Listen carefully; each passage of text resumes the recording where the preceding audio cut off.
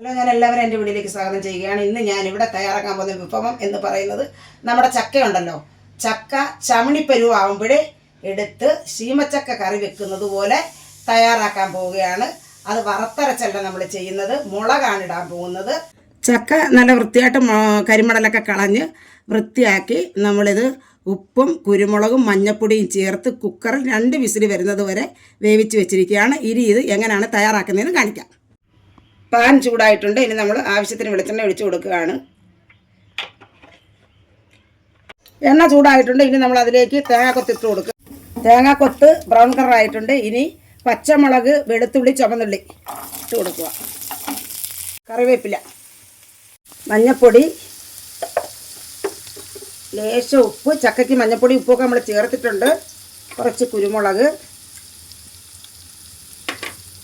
ഈ പരുവം മതി. ഈ പരുവത്തിലേക്ക് നമ്മളിനി ആവശ്യത്തിന് മുളക് പൊടി ഇട്ട് കൊടുക്കണം. നിങ്ങളുടെ എരിവിന് തക്കവണ്ണം നിങ്ങൾക്ക് ഇടാം കേട്ടോ. ഇട്ട് കൊടുക്കണം. ശരിയായിട്ടുണ്ട്. ഇതെല്ലാം കൂടെ ഒന്ന് യോജിച്ച് വരുന്നതിന് വേണ്ടി നമ്മൾ ചക്ക പുഴുങ്ങിയ വെള്ളമാണ് അത് ലേശം ഒഴിച്ചു കൊടുക്കാം. ഇങ്ങനെ ഒരു ചെറിയ ലൂസ് പരുവാകുമ്പോഴേക്കും നമ്മൾ ചക്ക ഇട്ട് കൊടുക്കണം. വേവിച്ച് വെച്ചേക്കുന്ന ചക്ക ഇട്ട് ഇളക്കി കൊടുക്കണം. പാകമായിട്ടുണ്ട്. അതിലേക്ക് ഇനി മസാല,